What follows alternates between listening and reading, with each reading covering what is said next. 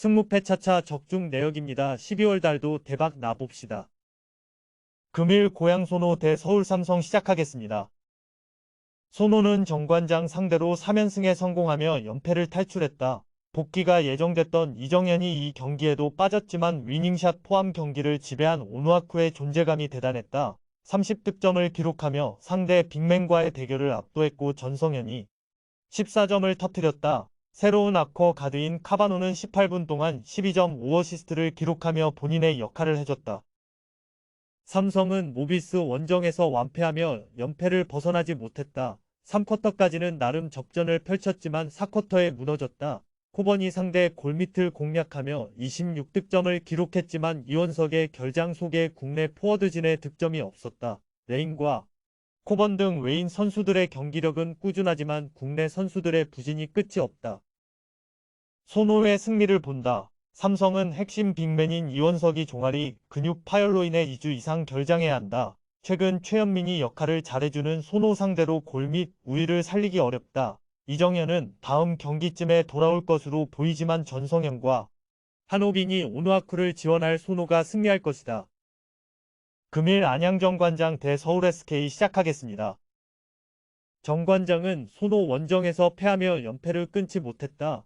원로가 햄스트링 부상으로 계속 빠져있는 상황에서도 풀타임 가깝게 소화한 카터가 24득점 동반 더블더블을 기록했는데 오누아쿠 방어에 실패했다. 10득점 10리바운드로 더블더블에 성공한 정육은 외에도 박지훈과 최성원 등이 잘해줬는데 배병준이 무득점에 그친 것이 아쉬웠다. SK는 삼성을 잡고 2위 경쟁을 이어갔다. 최근 LG를 잡는 등 내용도 좋은데 오세근과 김선영 등 부진하던 베테랑들이 살아나며 본인의 출전 시간 대비 확실한 경기력을 보여주고 있고 안영준이 원희의 2옵션으로 역할을 하고 있다. 직전 경기에서 어시스트한 개 부족으로 트리플 더블에 실패한 원희는 수시즌째 최고의 외인으로서 팀을 확실하게 이끌고 있다. SK의 승리를 본다. 최근 좋은 흐름을 이어가고 있는데 주중동아시아 슈퍼리그에서도 승리했다.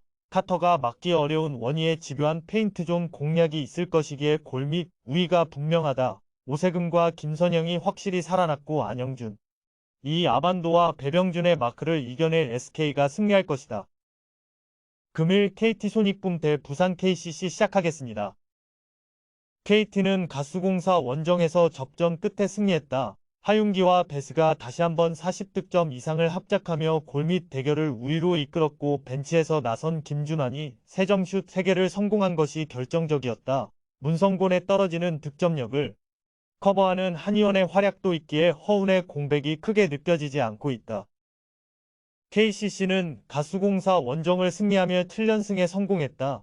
시즌 초반 극도의 부진 속에 슈퍼팀의 자존심에 금이 갔었는데 우승후보다운 경기력을 보여주고 있다. 지난 가수공사 전에서는 출전한 선수 중 7명이 10득점 이상을 기록했는데 부진하던 이승현이 야투율 89%로 17득점을 기록하며 살아날 기미를 보였다. 송규창과 최준용 등 MVP 출신 선수들에게 밀리며 부진한 이승현이었는데 그까지 살아나면 약점을 찾기 힘든 전력이다.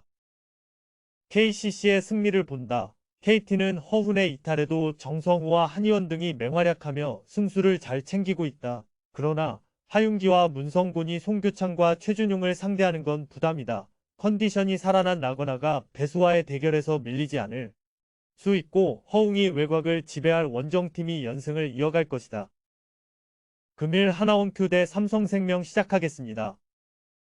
하나원큐는 수요일 원정 경기에서 4쿼터 맹추격전에 나섰지만 3쿼터까지 벌어진 격차가 컸기에 승리하지 못했다. 그로 인해 삼성의 단독 3위를 허용했고 4위로 추락했다.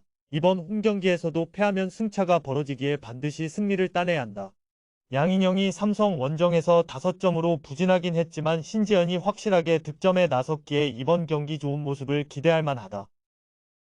삼성생명은 12득점에 여러 가지 기록을 기록지에 새긴 배윤을 앞세워 하나원큐에 승리했다. 10득점 9리바운드를 기록한 이해란이나 3점슛 3개를 한 쿼터에 넣으며 15점한 강유림도 잘했지만 배윤이 양인영과의 매치업을 승리한 게 결정적이었다. 키아나 스미스가 아직 기대만큼 출전 시간을 가져가진 못하지만 부상자들이 모두 돌아오며 점차 올라갈 준비를 하고 있다.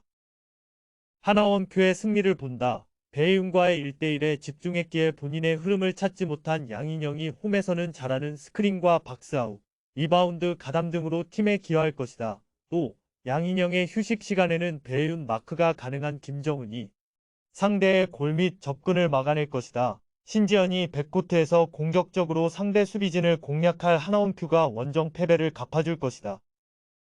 금일 삼성화재 대 KB손해보험 시작하겠습니다. 삼성화재는 대한항공 상대로 승점 3점을 따내며 리그 2위를 지키고 있다. 대한항공과 같은 승점이지만 다승에서 2승을 앞서고 있고 1위 우리카드에는 승점 5점이 뒤져 있다. 요스바니가 41득점을 몰아친 경기를 승리했는데 김정우와 김준우가 뒤를 바쳤고 다른 국내 선수들의 활약도 좋았다. 무엇보다 노재욱이 안정적으로 공격수들을 살리고 있기에 경기력이 일정하다. KB는 우리카드 상대로 연패하며 최하위를 벗어나지 못했다. 수요일 경기에서는 서부 1득점에 그쳤고 블로킹에서 6대15로 뒤지는 등 완벽하게 패했다. 감독 탓이라고 보기도 애매한데 황경민이 부상에서 돌아온 지가 얼마 안 됐고 중앙에서 해결할 선수가 보이지 않는다. 베테랑인 김홍정이 있긴 하지만 한국민이 중앙의 에이스 역할을 해야 할 정도로 로스터가 아쉽다. 삼성화재의 승리를 본다. 충분히 휴식하고 나서는 경기기에 홈에서 초반부터 상대를 힘으로 밀어붙일 수 있다. 체력 저하 조짐이 보였던 요스바니가 타점을 살린 공격으로 상대 수비 코트를 폭격할 수 있고 노재욱이 김정호를 비롯한 보조 공격수들을 살릴 삼성화재가 무난히 승리할 것이다. 금일 페퍼저축은행 대 IBK기업은행 시작하겠습니다. 페퍼는 직전 경기에서 도로공사에 패했다. 부상으로 한 경기를 쉬었던 야스민이 돌아와 46%의 공격 성공률로 35점을 몰아쳤고 박은서와 박정아도 20점 가깝게 해줬는데 5세트 마무리가 아쉬웠다. 그래도 트린지 감독의 신뢰 아래 박사랑이 점차 프로팀의 주전 세터다운 볼배급을 해주고 있고 필립스도 미니 슬럼프를 벗어난 모습이다. 기업은행은 4라운드 첫 경기에서 현대건설에 패하며 연승이 끝났다. 3라운드에서 이겼던 상대를 만나 연승을 노렸는데 공격 성공률이 아쉬웠다. 아베크롬비는 40%로 23점을 올렸는데 표승주와 황민경 등 아웃사이드 히터 포지션의 부진이 아쉬웠다. 그래도 높이가 좋은 현대건설 상대로도 블로킹을 압도하는 등 어느 팀을 만나도 이길 힘이 있다. 기업은행의 승리를 본다. 페퍼는 직전 경기에서 박정아와 박은서 등이 안정적으로 득점을 만들며 나아질 기미를 보였다. 그러나 여전히 세터 불안이 있다. 박사랑이 트린지의 신뢰 속에 성장 중이지만 폼푼이 공격수를 살릴 기업은행과는 차이가 있다. 이메림도 복귀전을 소화했기에 중앙의 높이가 더 좋아질 기업은행이 승리할 것이다. 금일 조합픽은 모두 무료로 보내드렸습니다. 못 받으신 분들 및 궁금하신 분들은 영상 아래 고정 댓글로 편하게 말 걸어주세요.